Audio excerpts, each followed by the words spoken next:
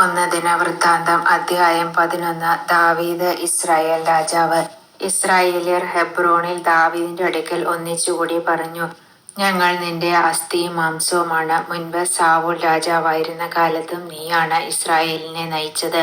നീ എന്റെ ജനമായ ഇസ്രായേലിന് ഇടയനും രാജാവുമായിരിക്കുമെന്ന് കർത്താവ് നിന്നോട് അരുളി ചെയ്തിട്ടുണ്ട്. ഇസ്രായേൽ ശ്രേഷ്ഠന്മാർ ഹെബ്രോനിൽ രാജാവിന്റെ അടുക്കൽ വന്നു. കർത്തൃസന്നിധിയിൽ ദാവീദ് അവരോട് ഉടമ്പടി ചെയ്തു. സാമുവേലിലൂടെ കർത്താവ് അരുളി ചെയ്തതനുസരിച്ച് അവൻ ദാവീദിനെ ഇസ്രായേൽ രാജാവായി അഭിഷേകം ചെയ്തു. അനന്തരം ദാവീദും ഇസ്രായേല്യരും ജെറുസലേമിലേക്ക് പോയി. ജെബൂസ് എന്നാണ് ജെറുസലേം അറിയപ്പെട്ടിരുന്നത്. അവിടുത്തെ നിവാസികൾ ജെബൂസ്യർ എന്നും. നീ ഇവിടെ കടക്കുകയില്ല എന്ന് ജെബൂസ്യർ ദാവീദിനോട് പറഞ്ഞു. എങ്കിലും ദാവീദ് സീയോൻ കോട്ട പിടിച്ചെടുത്തു. അതാണ് ദാവീദിന്റെ നഗരം. ദാവീദ് പറഞ്ഞു, ജെബൂസ്യരെ ആദ്യം നിഹനിക്കുന്നവൻ മുഖ്യ സേനാ നായകനായിരിക്കും. സെരൂയയുടെ മകൻ യോവാബ് ആദ്യം കയറി ചെന്നു. അവനെ സേനാനായകനാക്കുകയും ചെയ്തു. സീയോൻ കോട്ടയിൽ ദാവീദ് താമസിച്ചിരുന്നതിനാൽ അതിന് ദാവീദിന്റെ നഗരം എന്ന് പേര് വീണു. പിന്നെ അവൻ നഗരത്തെ മില്ലോ മുതൽ ചുറ്റും പണിതുറപ്പിച്ചു. നഗരത്തിന്റെ ബാക്കി ഭാഗങ്ങൾ യോവാബ് പുനരുദ്ധരിച്ചു. സൈന്യങ്ങളുടെ കർത്താവ് കൂടെ ഉണ്ടായിരുന്നതിനാൽ ദാവീദ് മേൽക്കുമേൽ പ്രാബല്യം നേടി. ദാവീദിന്റെ പ്രസിദ്ധ യോദ്ധാക്കൾ. കർത്താവ് അരുളി ചെയ്തതനുസരിച്ച് ദാവീദിനെ ഇസ്രായേലിൽ രാജാവാക്കാൻ ജനത്തോടൊപ്പം സഹായിച്ച യോദ്ധാക്കളിൽ പ്രമുഖർ. മൂവരിൽ പ്രമുഖനും ഹക്മോന്യനുമായ യശോബയാം. അവൻ 300 പേരെ ഒന്നിച്ച് കുന്തം കൊണ്ട് കൊന്നു. മൂവരിൽ രണ്ടാമൻ അഹോഹ്യനായ ദോദോയുടെ പുത്രൻ എലയാസർ. ഫിലിസ്ത്യർ പസ്ദമ്മീമിൽ അണിനിരന്നപ്പോൾ അവൻ ദാവീദിനോടുകൂടെ ഒരു ബാർലി വയലിൽ ആയിരുന്നു. ജനം ഫിലിസ്ത്യരുടെ മുൻപിൽ നിന്ന് ഓടിക്കളഞ്ഞു. എന്നാൽ അവൻ വയലിന്റെ മധ്യത്തിൽ നിന്ന് അത് കാക്കുകയും ഫിലിസ്ത്യരെ വെട്ടിവീഴ്ത്തുകയും ചെയ്തു. കർത്താവ് ഒരു വൻ വിജയം നൽകി അവനെ രക്ഷിച്ചു.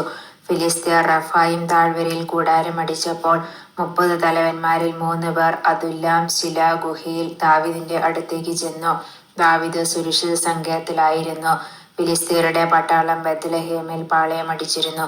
ദാവീദ് ആർത്തിയോടെ ചോദിച്ചു, ബത്ലഹേം പട്ടണവാതിൽക്കലെ കിണറ്റിൽ നിന്ന് ആരെനിക്ക് വെള്ളം കുടിക്കാൻ കൊണ്ടുവരും? ആ 3 പേർ ഉടനെ ഫിലിസ്ത്യരുടെ പാളയത്തിലൂടെ കടന്ന് ബത്ലഹേം പട്ടണവാതിൽക്കലെ കിണറ്റിൽ നിന്ന് വെള്ളം കോരി ദാവീദിന് കുടിക്കാൻ കൊണ്ടുവന്നു. ദാവീദ് അത് കുടിക്കാതെ ദൈവത്തിന് സമർപ്പിച്ചുകൊണ്ട് പറഞ്ഞു, എന്റെ ദൈവത്തിന്റെ സന്നിധിയിൽ ഞാനിത് ചെയ്യാൻ ഇടയാകാതിരിക്കട്ടെ. ഞാനിവരുടെ ജീവരക്തം കുടിക്കുകയോ? പ്രാണൻ പണയം വെച്ചാണല്ലോ അവർ ഇത് കൊണ്ടുവന്നത്. അത് കുടിക്കാൻ അവന് മനസ്സ് വന്നില്ല. 3 യോദ്ധാക്കൾ ചെയ്ത കാര്യമാണിത്. യോവാബിന്റെ സഹോദരൻ അബീശായി ആയിരുന്നു 30 പേരിൽ പ്രമുഖൻ. അവൻ 300 പേരെ ഒന്നിച്ച് കുന്തം കൊണ്ട് വധിച്ചു. ഇവന് മൂവർക്കും പുറമെ കീർത്തിമാനായി. അവൻ 30 പേരിൽ ഏറ്റവും പ്രശസ്തനും അവരുടെ അധിപനുമായിരുന്നു. എന്നാൽ അവൻ മൂവരോടൊപ്പം എത്തിയില്ല. കബ്സേൽക്കാരനും പരാക്രമശാലിയും യഹോദായുടെ പുത്രനുമായ ബനായ വീരകൃത്യങ്ങൾ ചെയ്തവനാണ്. ഇവൻ മൊബാവിലെ 2 ധീരന്മാരെ വധിച്ചതിനു പുറമെ മഞ്ഞുകാലത്ത് ഒരു ഗുഹയിൽ കടന്ന് ഒരു സിംഹത്തെയും കൊന്നു. 5 മുഴം ഉയരമുള്ള ദീർഘകായകനായ ഒരു ഈജിപ്തുകാരനെയും അവൻ സംഹരിച്ചു. ഈജിപ്തുകാരന്റെ കയ്യിൽ നെയ്ത്തുകാരന്റെ ഓടം പോലുള്ള ഒരു കുന്തമുണ്ടായിരുന്നു. ബനായ ഒരു വടിയുമായി അവനെ സമീപിച്ച് കുന്തം പിടിച്ചു പറിച്ച് അതുകൊണ്ട് തന്നെ അവനെ സംഹരിച്ചു. ഇവയെല്ലാം യഹോദായുടെ മകൻ ബനായ ചെയ്തതാണ്. അങ്ങനെ പരാക്രമശാലികളായ മൂവർക്ക് പുറമെ അവനും പ്രശസ്തനായി. അവൻ 30 പേർക്കിടയിൽ കീർത്തിമാനായിരുന്നെങ്കിലും മൂവരോടൊപ്പം എത്തിയില്ല. ദാവീദ് അവനെ അംഗരക്ഷകരിൽ ഒരാളായി നിയമിച്ചു. സൈന്യത്തിലെ രണശൂരന്മാർ. യോവാബിന്റെ സഹോദരൻ അസഹേൽ, ബത്ലഹേംകാരൻ ദോദോയുടെ പുത്രൻ എൽഹനാൻ, ഹാരോദിലെ ഷമ്മോത്ത് പെലൂന്യനായ ഹേലെസ്, തെക്കോവയിലെ ഇക്കേഷിന്റെ മകൻ ഈര, അനാത്തോത്തിലെ അബിയേസർ, ഹുഷാത്യൻ സിബെക്കായി, അഹോഹ്യൻ ഈലായി, നെത്തോഫായിലെ മഹറായി, നെത്തോഫായിലെ ബാനായുടെ മകൻ ഹെലെദ്, ബെഞ്ചമിന്റെ ഗിബിയായിലെ റിബായിയുടെ മകൻ ഇത്തായി, പിരാത്തോനിലെ ബനായ, ഗാഷ് അരുവിക്കരയിലെ ഹുറായി, അർബാത്യനായ അബിയൽ, ബഹറൂമിലെ അസ്മാവെത്ത്, ഷാൽബോനിലെ എലിയാബ, ഗിസോന്യനായ ഹാഷിം, ഹരാറിലെ ഷാഗിയുടെ മകൻ ജോനാഥൻ, ഹരാറിലെ സഖാറിന്റെ മകൻ അഹിയാം, ഊറിന്റെ മകൻ എലിഫാൽ, മെക്കറാത്യനായ ഫേഫർ, പെലോന്യനായ അഹിയ, കാർമലിലെ ഹെസ്രോ, എസ്ബായിയുടെ മകൻ നാരായ്, നാഥാന്റെ സഹോദരൻ ജോയൽ, ഹഗ്രിയുടെ മകൻ മിബ്ഹാർ, അമ്മോന്യനായ സേലക്, സെരൂയയുടെ മകനായ യോവാബിന്റെ ആയുധവാഹകനും ബേറോത്തുകാരനുമായ നഹറായി, ഇത്രയരായ ഈരായും ഗാരേബും, ഹിത്യരായ ഊറിയ, അഹ്ലായുടെ മകൻ സാബാഗ്, റൂബൻ ഗോത്രജനായ ഷിസയുടെ മകനും റൂബൻ ഗോത്രത്തിലെ ഒരു നേതാവുമായ അദീനായും കൂടെ 30 പേരും, മാഖായുടെ പുത്രൻ ഹാനാൻ, മിത്കാരനായ യോഷഫാത്ത്, അഷ്തെറാത്തുകാരൻ ഉസിയ, അരോവറിൽ നിന്നുള്ള ഹോതാമിന്റെ പുത്രന്മാർ ഷാമ, ജെയിലേൽ, ഷിമറിയുടെ മകൻ യെദിയായേൽ, അവന്റെ സഹോദരൻ തിസ്യനായ യോഹ, മഹാവ്യനായ എലിയേൽ, എൽനാമിന്റെ പുത്രന്മാരായ എറീബായ്, യോഷാവിയ, മോവാബ്യനായ ഇത്മ, എലിയേൽ, ഓബദ്, മെസോബ്യനായ യെസിയേൽ. 1 ദിനവൃത്താന്തം അധ്യായം 12. ദാവീദിന്റെ അനുയായികൾ. കിഷിന്റെ മകൻ സാവൂൾ നിമിത്തം സിഗ്ലാഗിൽ ഒളിച്ചു പാർക്കുമ്പോൾ ദാവീദിന്റെ പക്ഷം ചേർന്ന് യുദ്ധത്തിൽ അവനെ സഹായിച്ച യോദ്ധാക്കളാണ് താഴെ പറയുന്നവർ. ഇരു കൈകൊണ്ടും കല്ലെറിയാനും അമ്പെയ്യാനും സമർത്ഥനായ ഈ വില്ലാളികൾ ബെഞ്ചമിൻ ഗോത്രജരും സാവൂളിന്റെ ചാർച്ചക്കാരുമായിരുന്നു. അഹിയേസർ ആയിരുന്നു നേതാവ്, രണ്ടാമൻ യോവാഷ്. ഇവർ ഗിബെയക്കാരനായ ഷേമായുടെ പുത്രന്മാരാണ്. അവരുടെ കൂടെ അസ്മാവെത്തിന്റെ പുത്രന്മാരായ യെസിയേലും പെലത്തും ബറാഖ, അനാത്തോത്തിലെ യേഹു. 30 പേരിൽ ധീരനും അവരുടെ നായകനുമായ ഗിബെയോൻകാരൻ ഇശ്മായ, ജെറമിയ, യഹസിയേൽ, യോഹന്നാൻ, ഗദറാക്കാരൻ യോസാബാദ്, ഏലുസായി, എറീമോത്ത്, ബയാലിയ, ഷെമാറിയ, ഹരൂഫ്യനായ ഷഫാത്തിയ, കൊറാഹ്യരായ എൽക്കാന, ഇഷിയ, അസരേൽ, യോവേസർ, യശോബയാം, ഗദോറിലെ ജെറോഹാമിന്റെ പുത്രന്മാരായ യോവേല, സെബാദിയ. ദാവീദ് മരുഭൂമിയിലെ കോട്ടയിൽ ഒളിച്ചു താമസിക്കുമ്പോൾ ഗാദ് വംശജരും ശക്തരും പരിചയസമ്പന്നരും പരിചയും കുന്തവും ഉപയോഗിച്ച് യുദ്ധം ചെയ്യുന്നതിൽ സമർത്ഥരും ആയ യോദ്ധാക്കൾ അവന്റെ പക്ഷം ചേർന്നു. സിംഹത്തെപ്പോലെ ഉഗ്രദൃഷ്ടിയുള്ള അവർ മലയിലെ മാൻപേടയെപ്പോലെ വേഗമുള്ളവരായിരുന്നു. അവർ സ്ഥാനക്രമത്തിൽ Ezer, Obadiah, Eliab, Mishmannah, Jeremiah, Attai, Eliel, Johanan, Elzabad, Jeremiah, Machbannai. Gad ഗോത്രജരായ ഇവർ സേനാനായകന്മാരായിരുന്നു. ഇവർ സ്ഥാനമനുസരിച്ച് ശതാധിപന്മാരും സഹസ്രാധിപന്മാരുമായിരുന്നു. ജോർദാൻ നദി കരകവിഞ്ഞൊഴുകുന്ന ആദ്യ മാസത്തിൽ മറുകര കടന്ന് താഴ്വരയിലുള്ളവരെ കിഴക്കോട്ടും പടിഞ്ഞാറോട്ടും തുരത്തിയവർ ഇവരാണ്. ബെഞ്ചമിൻ, യൂദാ ഗോത്രങ്ങളിലെ ചിലർ ദാവീദ് വസിച്ചിരുന്ന ദുർഗത്തിലേക്ക് ചെന്നു.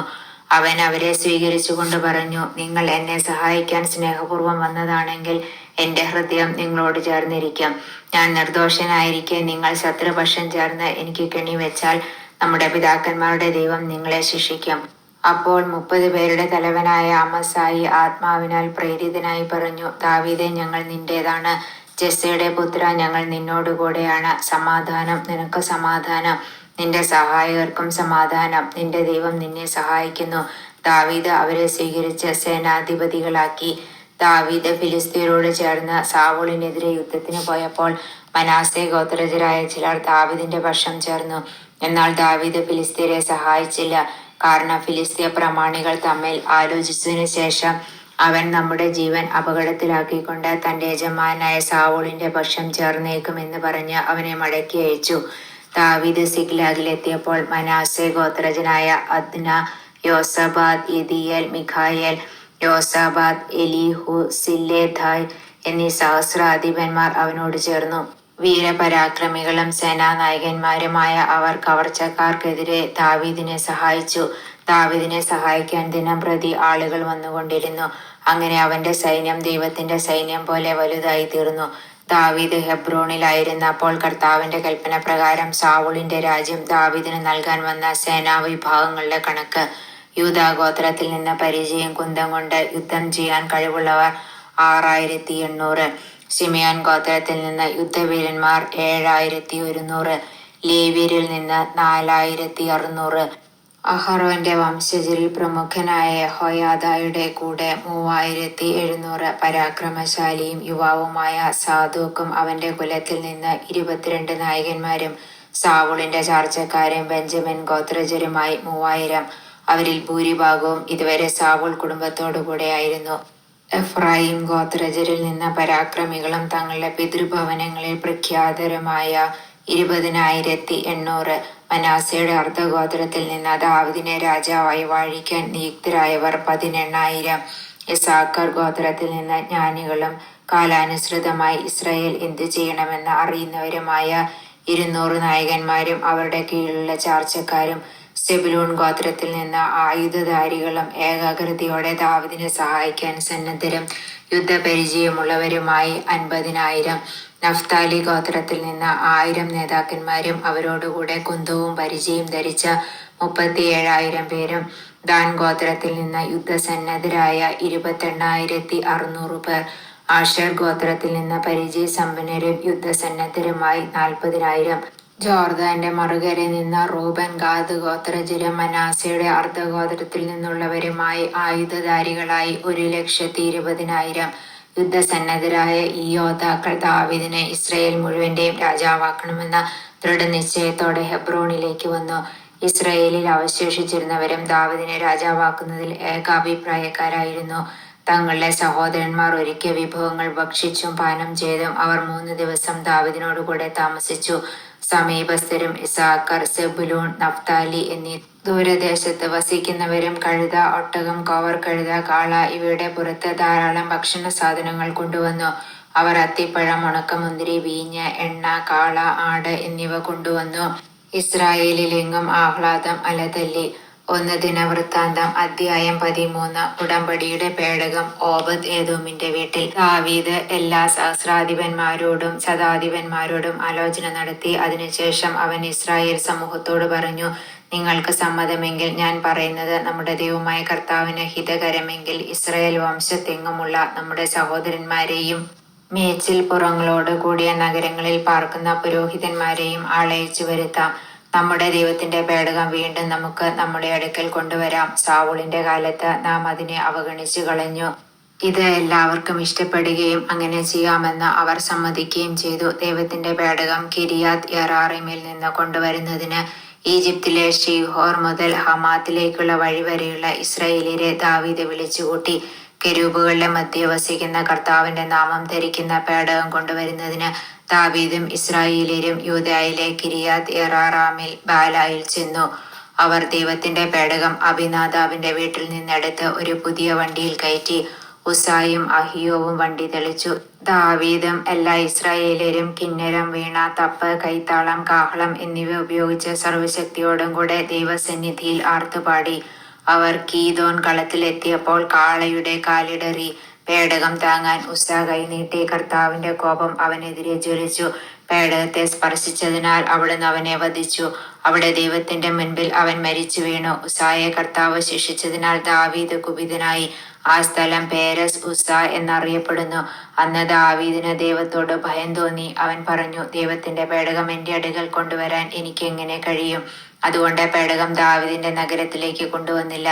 അത് ഹിത്യനായ ഓബദ് ഏദോമിന്റെ ഭവനത്തിലേക്ക് കൊണ്ടുപോയി. ദൈവത്തിന്റെ പേടകം 3 മാസം അവിടെ ആയിരുന്നു. കർത്താവ് ഓബദ് ഏദോമിന്റെ കുടുംബത്തെയും അവനുണ്ടായിരുന്ന സകലത്തിനെയും അനുഗ്രഹിച്ചു. 1 ദിനവൃത്താന്തം അധ്യായം 14. ദാവീദിന്റെ വിജയം. ടൈറിലെ രാജാവായ ഹീരാം ദാവീദിന്റെ അടുത്തേക്ക് ദൂതന്മാരെ അയച്ചു. കൊട്ടാരം പണിയാൻ വേണ്ട ദേവദാരുവും അവൻ കൊടുത്തു. കൂടെ കൽപ്പണിക്കാരെയും മരപ്പണിക്കാരെയും അയച്ചു.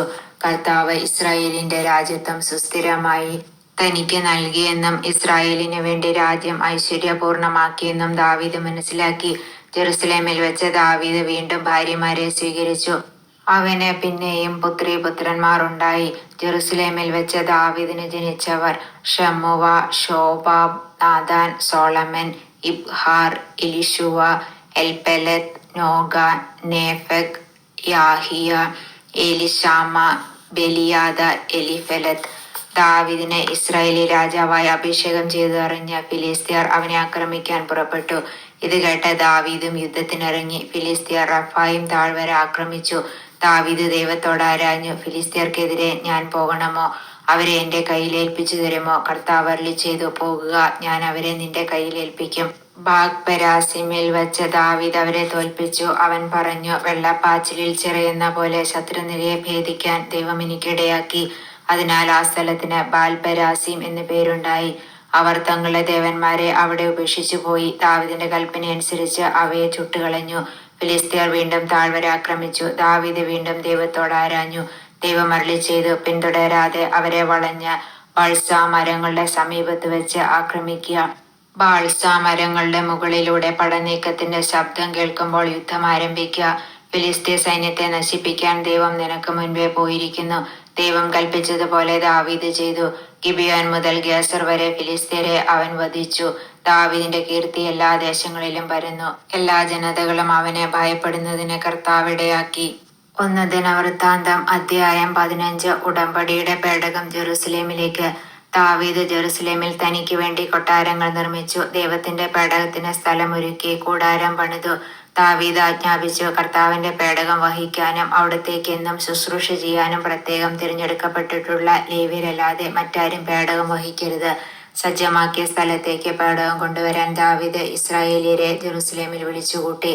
അഹ്റോന്റെ പുത്രന്മാരെയും ലേവ്യരെയും ദാവീദ് വിളിച്ചു. ലേവ്യ ഗോത്രത്തിൽ നിന്ന് വന്നവർ കൊഹാത്ത് കുടുംബത്തലവനായ ഊറിയേലും 120 സഹോദരന്മാരും, മറാറി കുടുംബത്തലവനായ അസായായും 220 സഹോദരന്മാരും, ഗർഷോൻ കുടുംബത്തലവന്മാരായ ജോയേലും 130 സഹോദരന്മാരും, എലിസാഫാൻ കുടുംബത്തലവനായ ഷെമായായും 200 സഹോദരന്മാരും, ഹെബ്രോൻ കുടുംബത്തലവനായ എലിയേലും 80 സഹോദരന്മാരും, ഉസിയേൽ കുടുംബത്തലവനായ അമിനാദാബും 112 സഹോദരന്മാരും, പിന്നീട് സാദോക്, അബിയാദർ എന്നീ പുരോഹിതന്മാരെയും ഊറിയേൽ, അസായ, ജോയൽ, ഷെമായ, എലിയേൽ, അമിനാദാബ് എന്നീ ലേവ്യരെയും ദാവീദ് വിളിച്ചു. അവൻ പറഞ്ഞു, നിങ്ങൾ ലേവി ഗോത്രത്തിലെ കുടുംബത്തലവന്മാരാണല്ലോ. ഇസ്രായേലിന്റെ ദൈവമായ കർത്താവിന്റെ പേടകം കൊണ്ടുവന്ന് അതിനായി സജ്ജീകരിച്ചിരിക്കുന്ന സ്ഥലത്ത് വയ്ക്കുന്നതിന് നിങ്ങളെ തന്നെയും നിങ്ങളുടെ സഹോദരന്മാരെയും ശുദ്ധീകരിക്കുവിൻ. ആദ്യത്തെ പ്രാവശ്യം നിങ്ങളല്ലാതെ വഹിച്ചത് വിധിപ്രകാരം പ്രവർത്തിക്കാതിരുന്നതിനാൽ അന്ന് ദൈവം നമ്മെ ശിക്ഷിച്ചു. അതുകൊണ്ട് ഇസ്രായേലിന്റെ ദൈവമായ കർത്താവിന്റെ പേടകം കൊണ്ടുവരാൻ പുരോഹിതന്മാരും ലേവ്യരും തങ്ങളെ തന്നെ ശുദ്ധീകരിച്ചു. മോശ വഴി കർത്താവ് നൽകിയ കൽപ്പനയനുസരിച്ച് ലേവ്യർ ദൈവത്തിന്റെ പേടകം അതിന്റെ തണ്ടുകൾ തോളിൽ വെച്ച് വഹിച്ചു. കിന്നരം, വീണ, കൈത്താളം എന്നിവ ഉപയോഗിച്ച് അത്യുച്ചത്തിൽ ആനന്ദാരവം മുഴക്കുന്നതിന് ഗായകന്മാരായി സഹോദരന്മാരെ നിയമിക്കാൻ ദാവീദ് ലേവി കുടുംബത്തലവന്മാരോട് ആജ്ഞാപിച്ചു. ജോയേലിന്റെ മകൻ ഹേമാൻ, അവന്റെ ചാർച്ചക്കാരൻ ബറാക്കിയായുടെ മകൻ ആസാഫ്, മറാറി കുടുംബത്തിലെ കുഷായയുടെ മകൻ ഏഥാൻ എന്നിവരെ ലേവ്യർ നിയമിച്ചു. അവർക്ക് താഴെ അവരുടെ ചാർച്ചക്കാരായ സക്കറിയ, യാസിയേൽ, ഷെമിറാമോത്ത്, യെഹിയേൽ, ഉന്നി, എലിയ, ബനായ, മസേയ, മത്തീത്തിയ, എലിഫലേഹു, മിക്നയ എന്നിവരെയും ഓബദ് ഏദോം, ജയിലേൽ എന്നീ ദ്വാരപാലകന്മാരെയും നിയമിച്ചു. ഗായകന്മാരായ ഹേമാൻ, ആസാഫ്, ഏഥാൻ എന്നിവർ പിച്ചള കൈത്താളങ്ങൾ കൊട്ടി. സക്കറിയ, അസിയേൽ, ഷെമിറാമോത്ത്, യെഹിയേൽ, ഉന്നി, എലിയ, മസേയ, ബനായ എന്നിവർ അലാമോത്ത് രാഗത്തിൽ കിന്നരം വായിച്ചു. മത്തീത്തിയ, എലിഫലേഹു, മിക്നയ, ഓബദ് ഏദോം, ജയിലേൽ, അസാസിയ എന്നിവർ ഷെമിനീത്ത് രാഗത്തിൽ വീണ വായിച്ചു. ലേവ്യരിൽ സംഗീതജ്ഞനായ കെനനിയ ഗായക സംഘത്തെ നയിച്ചു. അവൻ അതിൽ നിപുണനായിരുന്നു. ബറാക്കിയ, എൽക്കാന എന്നിവരായിരുന്നു പേടകത്തിന്റെ കാവൽക്കാർ. ഷബാനിയ, യോസഫാത്ത്, നഥാനേൽ, അമസായി, സഖറിയ, ബനായ, എലിയാസർ എന്നീ പുരോഹിതന്മാർ ദൈവത്തിന്റെ പേടകത്തിനു മുൻപിൽ കാഹളം മുഴക്കി. ഓബദ് ഏദോം, യെഹിയ എന്നിവരും പേടകത്തിന്റെ കാവൽക്കാരായിരുന്നു. ദാവീദും ഇസ്രായേലിലെ ശ്രേഷ്ഠന്മാരും സഹസ്രാധിപന്മാരും കർത്താവിന്റെ ഉടമ്പടിയുടെ പേടകം ഓബദ് ഏദോമിന്റെ വീട്ടിൽ നിന്ന് കൊണ്ടുവരുന്നതിന് ആഹ്ലാദത്തോടെ പുറപ്പെട്ടു. പേടകം വഹിച്ച ലേവ്യരെ ദൈവം സഹായിച്ചതിനാൽ അവർ 7 കാളകളെയും 7 മുട്ടാടുകളെയും ബലിയർപ്പിച്ചു. ദാവീദും പേടകം വഹിച്ചിരുന്ന ലേവ്യരും ഗായകന്മാരും ഗായിക സംഘത്തിന്റെ നായകനുമായ കെനനിയായും നേർത്ത ചണവസ്ത്രം ധരിച്ചിരുന്നു. ദാവീദ് ചണം കൊണ്ടുള്ള ഏഫോദ് അണിഞ്ഞിരുന്നു. ഇസ്രായേൽ ആർപ്പുവിളിയോടും കൊമ്പ്, കുഴൽ, കൈത്താളം, കിന്നരം, വീണ എന്നിവയുടെ നാദത്തോടും കൂടെ കർത്താവിന്റെ ഉടമ്പടിയുടെ പേടകം കൊണ്ടുവന്നു. പേടകം ദാവീദിന്റെ നഗരത്തിലെത്തിയപ്പോൾ സാവൂളിന്റെ മകൾ മീഖാൽ ദാവീദ് രാജാവ് നൃത്തം ചെയ്യുന്നതും പാട്ടുപാടുന്നതും കിളിവാതിലിലൂടെ കണ്ടു. അവൾ അവനെ നിന്ദിച്ചു. 1 ദിനവൃത്താന്തം അധ്യായം 16. അവർ ദൈവത്തിന്റെ പേടകം കൊണ്ടുവന്ന ദാവീദ് സജ്ജമാക്കിയിരുന്ന കൂടാരത്തിൽ സ്ഥാപിച്ചു. ദൈവസന്നിധിയിൽ ദഹനബലികളും സമാധാന ബലികളും അർപ്പിച്ചു. അതിനുശേഷം ദാവീദ് കർത്താവിന്റെ നാമത്തിൽ ജനത്തെ ആശീർവദിച്ചു. ഇസ്രായേലിലെ സ്ത്രീ പുരുഷന്മാർക്കെല്ലാം ഓരോ അപ്പവും ഓരോ കഷ്ണം മാംസവും ഓരോ അടയും കൊടുത്തു. കർത്താവിന്റെ പേടകത്തിന്റെ മുൻപിൽ ശുശ്രൂഷ ചെയ്യാനും കർത്താവിനെ വിളിച്ചപേക്ഷിക്കാനും അവിടത്തേക്ക് കൃതജ്ഞതയും സ്തുതിയും അർപ്പിക്കാനും ആയി ദാവീദ് ലേവ്യരിൽ ചിലരെ നിയോഗിച്ചു. അവരിൽ പ്രമുഖർ ആസാഫ്, അവന് താഴെ സഖറിയ, ജെയിലേൽ, ഷെമിറാമോത്ത്, യെഹിയേൽ, മത്തീത്തിയ, ഏലിയ, ബനായ, ഓബദ് ഏദോം, ജെയിലേൽ എന്നിവരെ കിന്നരവും വീണയും വായിക്കാൻ നിയമിച്ചു. കൈത്താളമടിക്കാൻ ആസാഫിനെയും ബനായ, യഹസീയേൽ എന്നീ പുരോഹിതന്മാർ ഉടമ്പടിയുടെ പേടകത്തിന് ചുറ്റും നിരന്തരം കാഹളം മുഴക്കാൻ നിയോഗിക്കപ്പെട്ടു. കർത്താവിന് സ്തോത്രഗീതം ആലപിക്കാൻ ആസാഫിനെയും സഹോദരന്മാരെയും ദാവീദ് അന്ന് തന്നെ നിയമിച്ചു. സ്തോത്രഗീതം. കർത്താവിന് നന്ദി പറയുവിൻ, അവിടുത്തെ നാമം വിളിച്ചപേക്ഷിക്കുവിൻ, ജനതകളുടെ ഇടയിൽ അവിടുത്തെ പ്രവൃത്തികൾ പ്രഘോഷിക്കുവിൻ. പാടുവിൻ, അവിടുത്തേക്ക് സ്തുതി പാടുവിൻ, അവിടുത്തെ അത്ഭുത പ്രവൃത്തികളെ പ്രകീർത്തിക്കുവിൻ, അവിടുത്തെ വിശുദ്ധ നാമത്തിൽ ആഹ്ലാദിക്കുവിൻ. കർത്താവിനെ അന്വേഷിക്കുന്നവരുടെ ഹൃദയം ആനന്ദിക്കട്ടെ. കർത്താവിനെ അന്വേഷിക്കുവിൻ, അവിടുത്തെ ശക്തിയിൽ ആശ്രയിക്കുവിൻ, നിരന്തരം അവിടുത്തെ സാന്നിധ്യം തേടുവിൻ. അവിടുന്ന് പ്രവർത്തിച്ച അത്ഭുതങ്ങളെ സ്മരിക്കുവിൻ, അവിടുത്തെ അത്ഭുതങ്ങളും ന്യായവിധികളും അനുസ്മരിക്കുവിൻ. കർത്താവിന്റെ ദാസനായ അബ്രാഹത്തിന്റെ സന്തതികളെ, യാക്കോബിന്റെ മക്കളെ, തിരഞ്ഞെടുക്കപ്പെട്ടവരെ, നമ്മുടെ ദൈവമായ കർത്താവ് അവിടുന്നാണ്. അവിടുന്ന് ഭൂതലം മുഴുവൻ ഭരിക്കുന്നു. തന്റെ ഉടമ്പടി 1000 തലമുറകൾക്കായി അവിടുന്ന് നൽകിയ കൽപ്പന, അബ്രാഹത്തോട് ചെയ്ത ഉടമ്പടി, ഇസഹാക്കിനോട് ചെയ്ത ശപഥം അവിടുന്ന് എന്നും ഓർക്കുന്നു. അതിനെ യാക്കോബിന് ഒരു നിയമമായും ഇസ്രായേലിന് ശാശ്വതമായ ഉടമ്പടിയായും ഉറപ്പിച്ചു. കാനാൻ ദേശം ഞാൻ നിനക്ക് അവകാശമായി തരും, കർത്താവ് അരുളിച്ചെയ്തു. അവർ എണ്ണത്തിൽ കുറവും നിസ്സാരരും പരദേശികളുമായിരുന്നപ്പോൾ ദേശങ്ങളിൽ നിന്ന് ദേശങ്ങളിലേക്കും രാജ്യങ്ങളിൽ നിന്ന് രാജ്യങ്ങളിലേക്കും അലഞ്ഞു നടന്നപ്പോൾ ആരും അവരെ പീഡിപ്പിക്കാൻ അവിടുന്ന് അനുവദിച്ചില്ല. അവർക്ക് വേണ്ടി രാജാക്കന്മാരെ അവിടുന്ന് ശാസിച്ചു. അവിടുന്ന് അരുളിച്ചെയ്തു, എന്റെ അഭിഷിക്തരെ തുടരരുത്, എന്റെ പ്രവാചകരെ ഉപദ്രവിക്കരുത്. ഭൂതലമേ, കർത്താവിന് ഗാനം ആലപിക്കുവിൻ, അവിടുത്തെ രക്ഷ അനുദിനം പ്രകീർത്തിക്കുവിൻ. രാജ്യങ്ങളോട് അവിടുത്തെ മഹത്വം പ്രഖ്യാപിക്കുവിൻ, ജനതകളോട് അവിടുത്തെ അത്ഭുതങ്ങൾ പ്രഘോഷിക്കുവിൻ. എന്തെന്നാൽ കർത്താവ് ഉന്നതനാണ്, അത്യന്തം സ്തുത്യർഹനാണ്, സർവ്വദേവന്മാരെയേക്കാൾ ആരാധ്യനുമാണ്. ജനതകളുടെ ദേവന്മാരോ വിഗ്രഹങ്ങളും. കർത്താവ് ആകാശങ്ങളെ സൃഷ്ടിച്ചു, മഹത്വവും തേജസ്സും അവിടുത്തെ വലയം ചെയ്യുന്നു. ശക്തിയും ആനന്ദവും അവിടുത്തെ ആലയത്തിൽ നിറഞ്ഞു നിൽക്കുന്നു. കർത്താവിന്റെ ശക്തിയും മഹത്വവും സകല ജനതകളും പ്രകീർത്തിക്കട്ടെ. അവിടുത്തെ നാമത്തെ യഥായോഗ്യം മഹത്വപ്പെടുത്തുവിൻ. തിരുമുൻപിൽ കാഴ്ച സമർപ്പിക്കുവിൻ. കർത്താവിന്റെ പരിശുദ്ധ തേജസ്സിന് മുൻപിൽ വണങ്ങുവിൻ. ഭൂതലം കർത്താവിന്റെ മുൻപിൽ പ്രകമ്പനം കൊള്ളട്ടെ. അവിടുന്നല്ലോ ലോകത്തെ അചഞ്ചലമായി ഉറപ്പിച്ചത്. സ്വർഗം ആനന്ദിക്കട്ടെ, ഭൂമി ആഹ്ലാദിക്കട്ടെ. കർത്താവ് വാഴുന്നുവെന്ന് ജനതകളുടെ മധ്യേ അവ ഉദ്ഘോഷിക്കട്ടെ.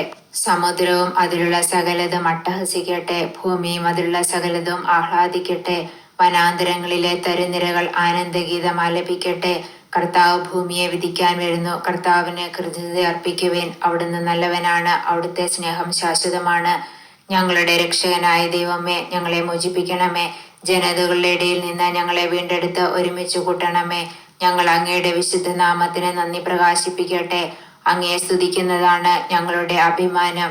ഇസ്രായേലിന്റെ ദൈവമായ കർത്താവ് അനാദി മുതൽ അനന്തത വരെ വാഴ്ത്തപ്പെടട്ടെ എന്ന് പറയുവിൻ. ജനം ആമേൻ എന്ന് പറഞ്ഞ കർത്താവിനെ സ്തുതിച്ചു. കർത്താവിന്റെ പേടകത്തിന്റെ മുൻപാകെ ദിനംതോറുമുള്ള ശുശ്രൂഷ യഥാവിധി നടത്താൻ ആസാഫിനെയും സഹോദരന്മാരെയും ദാവീദ് നിയോഗിച്ചു. അവരോടുകൂടെ ഓബദേദോമും 68 സഹോദരന്മാരും ഉണ്ടായിരുന്നു. യെദൂഥൂനിന്റെ മകൻ ഓബദേദോം, ഹോസ എന്നിവർ ദ്വാരപാലകന്മാരായിരുന്നു. പുരോഹിതന്മാരായ സാദോക്കും സഹോദരന്മാരും ഗിബിയോനിലെ ആരാധനാ സ്ഥലത്ത് കർത്താവിന്റെ കൂടാരത്തിന് മുൻപിൽ ശുശ്രൂഷ ചെയ്തു. ഇസ്രായേലിനെ കർത്താവ് നൽകിയതും നിയമഗ്രന്ഥങ്ങളിൽ എഴുതിയിരുന്നതുമായ കൽപ്പനകൾ അനുസരിച്ച് പ്രഭാതത്തിലും പ്രദോഷത്തിലും മുടങ്ങാതെ ബലിപീഠത്തിന്മേൽ അവർ കർത്താവിന് ദഹനബലി അർപ്പിച്ചു. അവരോടുകൂടെ ഹേമാൻ, യെദൂഥൂൻ എന്നിവരും കർത്താവിന്റെ അനന്തകാരുണ്യം പ്രകീർത്തിക്കാൻ തിരഞ്ഞെടുക്കപ്പെട്ടവരും നിയുക്തരായി. ഹേമാനും യെദൂഥൂനുമാണ് ആരാധനാ ഗീതത്തിന് കാഹളവും കൈത്താളവും മറ്റു വാദ്യോപകരണങ്ങളും വാദനം ചെയ്തത്. യെദൂഥൂന്റെ പുത്രന്മാരെ വാതിൽകാവൽക്കാരായി നിയോഗിച്ചു. പിന്നീട് ജനം വീടുകളിലേക്ക് മടങ്ങി ദാവീദ് തന്റെ കുടുംബത്തെ ആശീർവദിക്കാൻ പോയി. 1 ദിനവൃത്താന്തം അധ്യായം 17. നാഥാന്റെ പ്രവചനം. ദാവീദ് കൊട്ടാരത്തിൽ വസിക്കുമ്പോൾ പ്രവാചകനായ നാഥാനോട് പറഞ്ഞു, ഞാൻ ദേവദാരു നിർമ്മിതമായ കൊട്ടാരത്തിൽ വസിക്കുന്നു, എന്നാൽ കർത്താവിന്റെ പേടകം കൂടാരത്തിലാണ്. നാഥാൻ ദാവീദിനോട് പറഞ്ഞു, നീ വിചാരിക്കുന്നത് പോലെ ചെയ്യുക, ദൈവം നിന്നോട് കൂടെയുണ്ട്. എന്നാൽ ആ രാത്രിയിൽ കർത്താവ് നാഥാനോട് അരുളിച്ചെയ്തു, എന്റെ ദാസനായ ദാവീദിനോട് പറയുക, കർത്താവ് അരുളിച്ചെയ്യുന്നു, എനിക്ക് വസിക്കാൻ നീ ആലയം പണിയുകയില്ല. ഇസ്രായേലിനെ നയിക്കാൻ തുടങ്ങിയത് മുതൽ ഇന്ന് വരെ ഞാൻ ആലയത്തിൽ വസിച്ചിട്ടില്ല. കൂടാരത്തിൽ നിന്ന് കൂടാരത്തിലേക്കും ഒരിടത്ത് നിന്ന് മറ്റൊരിടത്തേക്കും ഞാൻ സഞ്ചരിച്ചു. ഇസ്രായേലിനോടുകൂടെ സഞ്ചരിക്കുമ്പോൾ എപ്പോഴെങ്കിലും എന്റെ ജനത്തെ മേയിക്കാൻ നിയോഗിച്ച ഇസ്രായേൽ ന്യായാധിപന്മാരിൽ ആരോടെങ്കിലും എനിക്ക് ദേവദാരു കൊണ്ട് ആലയം പണിയാത്തത് എന്തുകൊണ്ട് എന്ന് ഞാൻ ചോദിച്ചിട്ടുണ്ടോ? എന്റെ ദാസനായ ദാവീദിനോട് നീ പറയണം, സൈന്യങ്ങളുടെ കർത്താവ് അരുളിച്ചെയ്യുന്നു, ആട് മേയിച്ച് നടന്ന നിന്നെ എന്റെ ജനമായ ഇസ്രായേലിനെ രാജാവായി ഞാൻ തിരഞ്ഞെടുത്തു. നീ പോയിടത്തെല്ലാം ഞാൻ നിന്നോടുകൂടെ ഉണ്ടായിരുന്നു. നിന്റെ മുൻപിൽ നിന്ന് ശത്രുക്കളെയെല്ലാം ഞാൻ ഛേദിച്ചു കളഞ്ഞു. ഞാൻ നിന്നെ ഭൂമിയിലെ എല്ലാ മഹാന്മാരെയും കീർത്തിമാനാക്കും. എന്റെ ജനമായ ഇസ്രായേലിന് ഞാൻ ഒരു സ്ഥലം നിശ്ചയിക്കും. സ്വന്തം സ്ഥലത്ത് അവർ സ്വൈര്യമായി വാസമുറപ്പിക്കും. ഇസ്രായേലിനെ ഭരിക്കാൻ ന്യായാധിപന്മാരെ നിയമിച്ച ആദ്യകാലത്തെന്ന പോലെ അക്രമികൾ ഇനി അവരെ നശിപ്പിക്കുകയില്ല. നിന്റെ ശത്രുക്കളെ ഞാൻ കീഴ്പ്പെടുത്തും. കൂടാതെ ഞാൻ നിനക്ക് ഒരു ഭവനം പണിയും. നീ ആയുസ് പൂർത്തിയാക്കി പിതാക്കന്മാരോട് ചേരുമ്പോൾ നിന്റെ പിൻഗാമിയായി നിന്റെ മക്കളിൽ ഒരുവനെ തന്നെ ഞാൻ ഉയർത്തുകയും അവന്റെ രാജ്യം സുസ്ഥിരമാക്കുകയും ചെയ്യും. അവൻ എനിക്കൊരു ആലയം പണിയും. അവന്റെ സിംഹാസനം ഞാൻ എന്നേക്കും നിലനിർത്തും. ഞാൻ അവന് പിതാവായിരിക്കും, അവൻ എനിക്ക് പുത്രനും. നിന്റെ മുൻഗാമിയിൽ നിന്ന് എന്ന പോലെ ഞാൻ എന്റെ സ്നേഹം അവനിൽ നിന്ന് പിൻവലിക്കുകയില്ല. ഞാൻ അവനെ എന്റെ ഭവനത്തിലും എന്റെ രാജ്യത്തിലും എന്നേക്കും ഉറപ്പിക്കും. അവന്റെ സിംഹാസനം എന്നും നിലനിൽക്കും. ഈ ദർശനവും വാക്കുകളും നാഥാൻ ദാവീദിനെ അറിയിച്ചു. അപ്പോൾ ദാവീദ് രാജാവ് അകത്ത് പോയി കർത്താവിന്റെ സന്നിധിയിൽ ഇരുന്ന് പറഞ്ഞു, കർത്താവായ ദൈവമേ, അവിടുന്ന് എന്നെ ഈ നിലയിൽ എത്തിക്കാൻ ഞാനോ എന്റെ കുടുംബമോ എന്തുള്ളൂ? ദൈവമേ, അവിടുത്തേക്ക് ഇത് നിസ്സാരമായിരുന്നു. ഈ ദാസന്റെ കുടുംബത്തിന് വേണ്ടി വരാൻ പോകുന്ന കാര്യങ്ങൾ കൂടി അവിടുന്ന് വെളിപ്പെടുത്തിയിരിക്കുന്നു. വരാനിരിക്കുന്ന തലമുറകളെ അവിടുന്ന് എനിക്ക് കാണിച്ചു തന്നിരിക്കുന്നു. അങ്ങേ ദാസന് നൽകിയ ബഹുമാനത്തെക്കുറിച്ച് ദാവീദിന് ഇനി എന്തു പറയാൻ കഴിയും? ഈ ദാസനെ അവിടുന്ന് അറിയുന്നുവല്ലോ. കർത്താവെ, ഈ ദാസന് വേണ്ടി ഈ വലിയ കാര്യങ്ങളെല്ലാം അവിടുന്ന് സ്വമനസ്സാ ചെയ്തിരിക്കുന്നു. അവ പ്രസിദ്ധമാക്കുകയും ചെയ്തിരിക്കുന്നു. കർത്താവെ, അങ്ങയെപ്പോലെ മറ്റൊരു ദൈവത്തെ പറ്റി ഞങ്ങൾ കേട്ടിട്ടില്ല. അങ്ങല്ലാതെ വേറെ ദൈവമില്ല. അവിടുത്തെ ജനമായ ഇസ്രായേലിനെ പോലെ ഭൂമിയിൽ വേറെ ഏത് ജനമുണ്ട്? അങ്ങ് ഇസ്രായേലിനെ ഈജിപ്തിൽ നിന്ന് മോചിപ്പിച്ച് സ്വന്തം ജനമാക്കി. മഹാത്ഭുതങ്ങളും കൊടും ചെയ്തികളും വഴി അവരുടെ മുൻപിൽ നിന്ന് ജനതകളെ നിർമ്മാർജ്ജനം ചെയ്തു മഹത്വമാർജിച്ചു. കർത്താവെ, അങ്ങ് ഇസ്രായേലിനെ എന്നേക്കും അങ്ങയുടെ ജനമായി തിരഞ്ഞെടുത്തു. അങ്ങ് അവർക്ക് ദൈവമായി തീർന്നു. കർത്താവെ, ദാസനെയും കുടുംബത്തെയും സംബന്ധിക്കുന്ന അങ്ങയുടെ വാക്ക് എന്നേക്കും നിലനിൽക്കട്ടെ. അരുളിച്ചെയ്തതുപോലെ അവിടുന്ന് പ്രവർത്തിക്കണമേ. അങ്ങയുടെ നാമം എന്നേക്കും നിലനിൽക്കുകയും സൈന്യങ്ങളുടെ ദൈവമായ കർത്താവാണ് ഇസ്രായേലിന്റെ ദൈവമെന്ന് ഉദ്ഘോഷിക്കപ്പെടുകയും ചെയ്യട്ടെ. അങ്ങയുടെ ദാസന്റെ ഭവനം എന്നേക്കും അങ്ങയുടെ മുൻപിൽ നിലനിൽക്കട്ടെ. എന്റെ ദൈവമേ, അവിടുന്ന് ഈ ദാസന് വേണ്ടി ഒരു ഭവനം പണിയുമെന്ന് വെളിപ്പെടുത്തിയിരിക്കുന്നു. അതുകൊണ്ട് അങ്ങയുടെ സന്നിധിയിൽ ഇങ്ങനെ പ്രാർത്ഥിക്കാൻ ഈ ദാസൻ ധൈര്യപ്പെടുന്നു. കർത്താവെ, അങ്ങാണ് ദൈവം. ഈ ദാസന് ഈ വലിയ നന്മകൾ അങ്ങ് വാഗ്ദാനം ചെയ്തിരിക്കുന്നു. ആകയാൽ അവിടുത്തെ ദാസന്റെ ഭവനത്തെ അനുഗ്രഹിക്കാൻ തിരുമനസ്സാകണമേ. അങ്ങനെ അതെന്നും അവിടുത്തെ മുൻപിൽ ആയിരിക്കട്ടെ. എന്തെന്നാൽ കർത്താവെ, അങ്ങ് അനുഗ്രഹിച്ചത് എന്നേക്കും അനുഗ്രഹീതമായിരിക്കും. 1 ദിനവൃത്താന്തം അധ്യായം 18. ദാവീദിന്റെ യുദ്ധങ്ങൾ. ദാവീദ് ഫിലിസ്ത്യരെ തോൽപ്പിച്ചു. അവരിൽ നിന്ന് ഗത്തും അതിനോട് ചേർന്ന ഗ്രാമങ്ങളും പിടിച്ചെടുത്ത് പിന്നീട് മൊവാബിനെ തോൽപ്പിച്ചു. മൊവാബിയർ ദാവീദിന്റെ ദാസന്മാരായി തീർന്ന് കപ്പം കൊടുത്തു. സോബ രാജാവായ ഹദദേസർ യൂഫ്രട്ടീസ് വരെ അധികാരം വ്യാപിപ്പിക്കാൻ ഉദ്യമിച്ചപ്പോൾ ഹമാത്തിൽ വെച്ച് ദാവീദ് അവനെ തോൽപ്പിച്ചു. ദാവീദ് അവന്റെ 1000 രഥങ്ങൾ, 7000 കുതിരപ്പടയാളികൾ, 20,000 കാലാളുകൾ എന്നിവ പിടിച്ചെടുത്തു. 100 രഥങ്ങൾക്ക് വേണ്ട കുതിരകളെ എടുത്ത് ബാക്കി കുതിരകളുടെ കുതിഞ്ഞരമ്പ് ഛേദിച്ചു കളഞ്ഞു. ദമാസ്കസിലെ സിറിയാക്കാർ സോബ രാജാവായ ഹദദേസറിന്റെ സഹായത്തിനെത്തി. എന്നാൽ ദാവീദ് 20,000 സിറിയാക്കാരെ കൊന്നൊടുക്കി. സിറിയയിലും ദമാസ്കസിലും ദാവീദ് കാവൽ പട്ടാളത്തെ നിയോഗിച്ചു. സിറിയാക്കാർ ദാവീദിന്റെ ദാസന്മാരായി തീരുകയും കപ്പം കൊടുക്കുകയും ചെയ്തു. ദാവീദ് പോയിടത്തെല്ലാം കർത്താവ് അവന് വിജയം നൽകി. ഹദദേസറിന്റെ ഭടന്മാരുടെ പൊൻപരിചകൾ ദാവീദ് ജെറുസലേമിലേക്ക് കൊണ്ടുപോന്നു. ഹദദേസറിന്റെ നഗരങ്ങളായ തിബാത്തിൽ നിന്നും കൂനിൽ നിന്നും ദാവീദ് ധാരാളം പിച്ചളയും കൊണ്ടുവന്നു. അതുപയോഗിച്ചാണ് സോളമൻ ജലസംഭരണിയും സ്തംഭങ്ങളും പാത്രങ്ങളും ഉണ്ടാക്കിയത്. സോബ രാജാവായ ഹദദേസറിന്റെ സൈന്യത്തെ ദാവീദ് തോൽപ്പിച്ചെന്ന് ഹമാത്തിലെ രാജാവായ തോവു കേട്ടു. ഹദദേസറിനെ പരാജയപ്പെടുത്തിയതിൽ അനുമോദിക്കാനും മംഗളങ്ങൾ ആശംസിക്കാനും ദാവീദിന്റെ അടുത്ത് തോവു തന്റെ മകൻ ഹദോറാമിനെ അയച്ചു. കാരണം തോവു ഹദദേസറുമായി കൂടെ കൂടെ യുദ്ധത്തിൽ ഏർപ്പെട്ടിരുന്നു. സ്വർണം, വെള്ളി, പിച്ചള എന്നിവ കൊണ്ടുള്ള ധാരാളം സമ്മാനങ്ങളും അവൻ ദാവീദിന് കൊടുത്തയച്ചു. ഏദോമിൽ നിന്നും മൊവാബിൽ നിന്നും അമ്മോന്യർ, ഫിലിസ്ത്യർ, അമലേക്യർ എന്നിവരിൽ നിന്നും എടുത്ത പൊന്നിനോടും വെള്ളിയോടും കൂടെ അവയും ദാവീദ് രാജാവ് കർത്താവിന് സമർപ്പിച്ചു. സെരൂയായുടെ മകൻ അബീഷായി ഉപ്പു താഴ്വരയിൽ വെച്ച് 18,000 ഏദോമ്യരെ വധിച്ചു.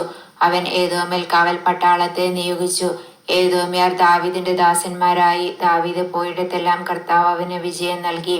ദാവീദ് ഇസ്രായേൽ മുഴുവന്റെയും രാജാവായി ഭരിച്ചു. ജനത്തിന് അവൻ നീതിയും ന്യായവും നടത്തിക്കൊടുത്തു. സെരൂയായുടെ മകൻ യോവാബ് സേനാധിപനും അഹിലൂദിന്റെ മകൻ യഹോഷാഫാത്ത് നടപടി എഴുത്തുകാരനുമായിരുന്നു. ഹൈത്തൂബിന്റെ മകൻ സാദോക്കും അബിയാദറിന്റെ മകൻ അബിമേലെക്കും പുരോഹിതന്മാരും ശൗഷ കാര്യവിചാരകനുമായിരുന്നു. യഹോയാദായുടെ മകൻ ബനായ കെരേത്യരുടെയും പെലേത്യരുടെയും അധിപതിയും ദാവീദിന്റെ പുത്രന്മാർ രാജാവിന്റെ മുഖ്യ സേവകന്മാരുമായിരുന്നു. 1 ദിനവൃത്താന്തം അധ്യായം 19. അമ്മോന്യരെയും സിറിയാക്കാരെയും തോൽപ്പിക്കുന്നു. അമ്മോന്യ രാജാവായ നാഹാഷ് മരിച്ചു. അവന്റെ മകൻ പകരം രാജാവായി.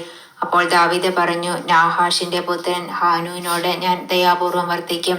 എന്തെന്നാൽ അവന്റെ പിതാവ് എന്നോടും കാരുണ്യപൂർവ്വം വർത്തിച്ചു. പിതാവിന്റെ നിര്യാണത്തിൽ ഹാനൂനെ ആശ്വസിപ്പിക്കാൻ ദാവീദ് ദൂതന്മാരെ അയച്ചു. ദൂതന്മാർ അമ്മോന്യരുടെ നാട്ടിൽ ഹാനൂന്റെ അടുത്ത് അവനെ ആശ്വസിപ്പിക്കാൻ എത്തി. അപ്പോൾ അമ്മോന്യ പ്രമാണികൾ ഹാനൂനോട് ചോദിച്ചു, ദാവീദ് അങ്ങയുടെ അടുത്ത് ആശ്വാസകരെ അയച്ചത് അങ്ങയുടെ പിതാവിനെ ബഹുമാനിക്കാനാണെന്ന് വിചാരിക്കുന്നുവോ? ദേശം ഉറ്റുനോക്കി അതിനെ കീഴടക്കാനല്ലേ അവർ വന്നിരിക്കുന്നത്?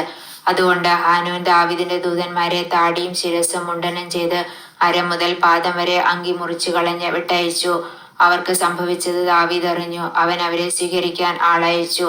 അവർ ലജ്ജാഭരിതരായിരുന്നു. താടി വളരുന്നതുവരെ ജെറീക്കോയിൽ താമസിച്ച് തിരികെ വരാൻ രാജാവ് അവരോട് കൽപ്പിച്ചു.